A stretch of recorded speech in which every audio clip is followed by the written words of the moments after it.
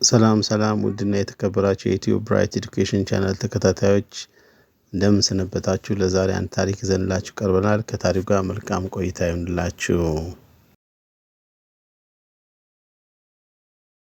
ሄንሪክ ዴቪድ ቦር ኔልስ ሄንሪክ ዴቪድ ቦር በጥቅምት 7 ቀን 1885 በኮፐንሃገን ተወለደ። አባቱ ክርስቲያን ቦር በኮፐንሃገን ዩኒቨርሲቲ የፊዚዮሎጂ ፕሮፌሰር ሲሆኑ እናቱ ኤለን አድለር ትባላለች። ኔልስ እና ታናሽ ወንድሙ ሃራልድ የወደፊቱ የሂሳብ ፕሮፌሰር ለብህልነታቸው እድገት በጣም ምቹ በሆነ አካባቢ አድገዋል። አባታቸው ገና በትምህርት ቤት እያሉ ለፊዚክስ ፍቅር እንዲኖራቸው ሲያደርጉ፣ እናታቸው ደግሞ በትምህርት ዘርፍ ከታወቀ ቤተሰብ የተገኘች ነበረች።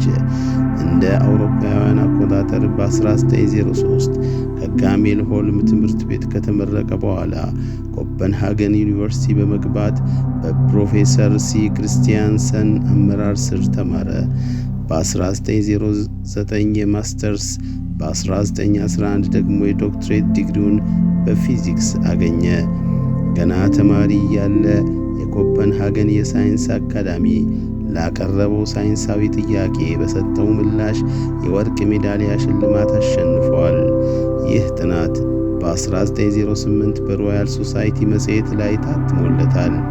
የቦር የዶክትሬት ጥናት በብረታ ብረት ባህሪያት ላይ ያተኮረ የንድፈ ሐሳብ ቲዎሬቲካል ሥራ ሲሆን በዚህ ሥራው ነው ለመጀመሪያ ጊዜ ከፕላንክ የኳንተም ቲዎሪ ጋር የተገናኘው።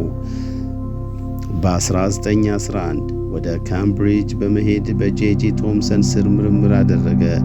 በ1912 ደግሞ በማንቸስተር በፕሮፌሰር ራዘርፎርድ ላቦራቶሪ ውስጥ መስራት ጀመረ። እዚያም ራዘርፎርድ የአቶም ኒውክለስን በማግኘቱ ከፍተኛ የሳይንስ እንቅስቃሴ በነበረበት ወቅት ቦር የፕላንክን የኳንተም ቲዎሪ በመጠቀም አዲስ የአቶም መዋቅር ስዕል አቀረበ። ይህ ሥራው የንጥር ነገሮችን ፊዚካዊና ኬሚካዊ ባህሪያት ለመረዳት ቁልፍ ሆኖ ያገለግላል። በ1920 በኮፐንሃገን ዩኒቨርሲቲ የተቋቋመለትን የቲዎሬቲካል ፊዚክስ ኢንስቲትዩት በኃላፊነት መምራት ጀመረ። እንደ ኤሮፓውያን አቆጣጠር በ1922 በአቶም መዋቅር ላይ ላከናወነው ሥራ የኖቤል ሽልማት ተበርክቶለታል። ከ1930 በኋላ ትኩረቱን ወደ አቶም ኒውክለስ ጥናት አዞረ። በ1936 የፈሳሽ ጠብታ ቲዎሪ ወይም ሊኩዊድ ድሮፕሌት ቲዎሪ የተባለውን ሐሳብ አቀረበ። ይህ ሐሳብ በ1939 የዩራኒየም መሰንጠቅ ወይም ኒውክሊየር ፊዥን ሲገኝ ሂደቱ እንዴት እንደሚከናወን ለመረዳት መሠረት ሆኖ ጥሏል። ቦር በኳንተም ፊዚክስ ውስጥ ኮምፕሊሜንታሪቲ ወይም ተደጋጋፊነት የተሰኘውን ጽንሰ ሐሳብ በማፍለቅም ይታወቃል።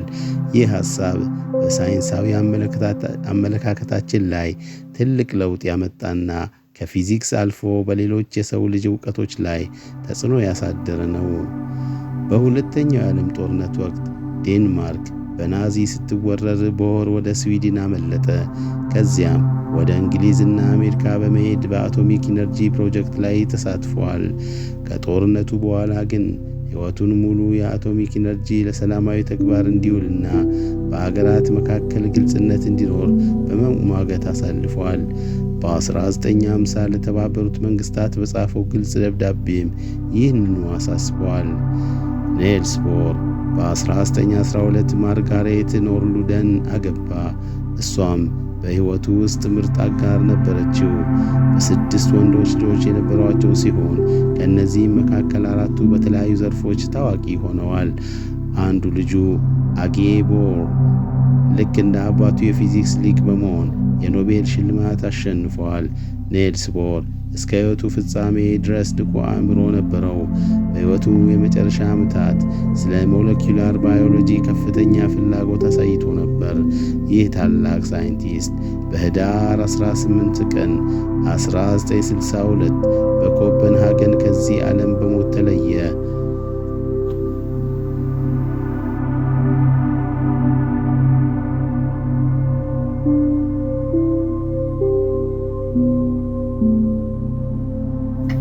ውድ ተመልካቾቻችን የዛሬ ፕሮግራማችን ይመስል ነበር። በሌላ ዝግጅት እስክንገናኝ መልካም ቆይታ ይሁንላችሁ። እናመሰግናለን። ይህንን ቻናል ላይክ፣ ሰብስክራይብ፣ ሼር በማድረግ እንድታበረታቱን ከወዲሁ እንጠይቃለን። ሰላም ይሁንላችሁ።